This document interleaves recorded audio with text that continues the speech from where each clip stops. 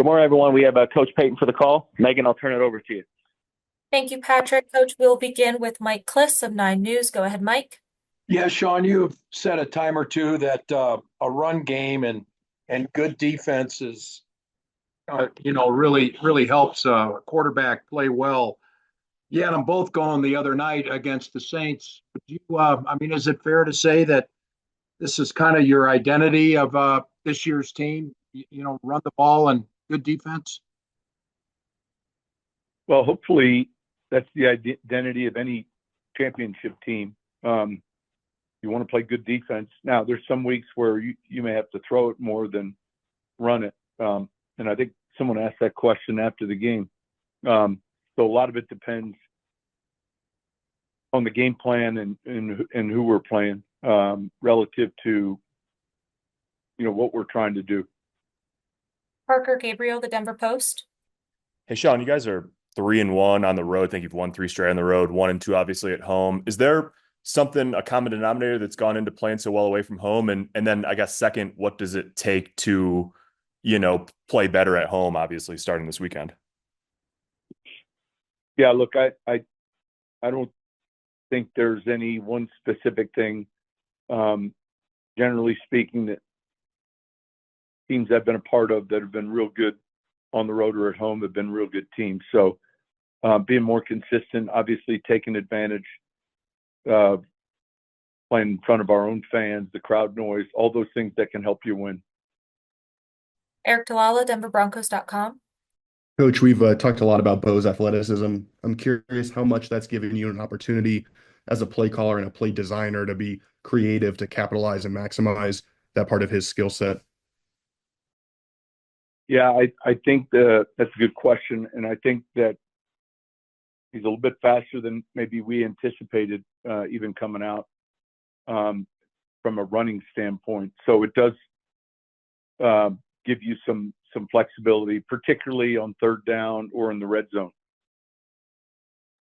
Zach Stevens, DNVR.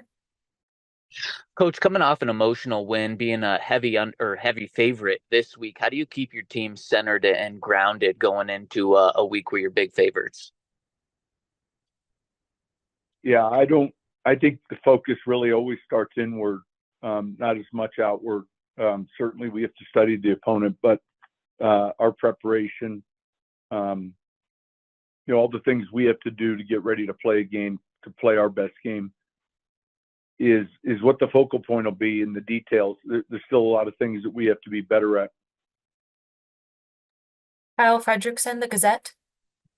Hey, Sean, as Troy Franklin becomes more involved in the offense, just what sort of growth have you noticed in his game over the past few weeks? I think there's a confidence, not only in what he's doing, but confidence in playing at this level. And you certainly see it week to week. He's someone that runs well. He knows how to separate. And I think it's part of being a young player, but for him, particularly for him as a receiver, finding that role. He's playing a lot of Z for us, sometimes in the slot, but I think he's progressing pretty quickly. Jeff Legwold, ESPN. I'm curious. The numbers say you haven't used play action a lot, but that Bo has been really productive when you do. What are your feelings on that? And would you use it more, given he's done pretty well with it? Yeah, I would question the numbers because I think we have used it a lot. And so it would all start with who's charting it.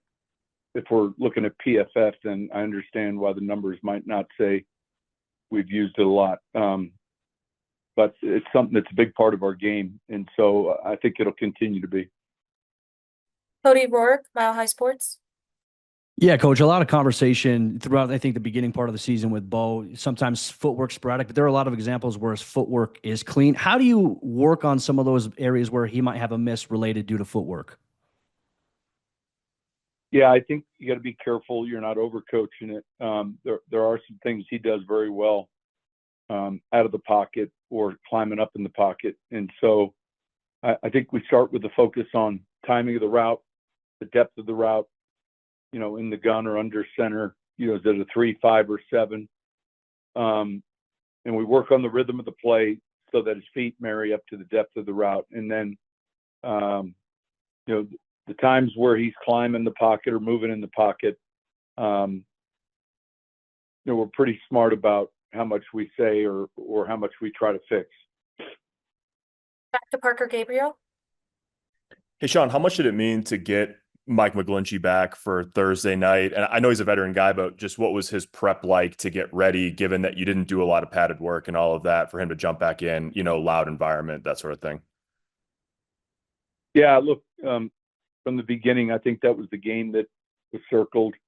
It's hard to be exact with that. It's hard to know exactly for sure, but it was the goal date with his initial injury. And I'm proud of how he rehabbed. There's a lot of quiet hours before it gets real noisy. And what I mean is that, a lot of lonely times in the training room where he's working to strengthen the knee. He was able to do that, and to credit to him. Coach, that appears to be all the questions we have today. Thank you so much for taking the time. Perfect. Thank you.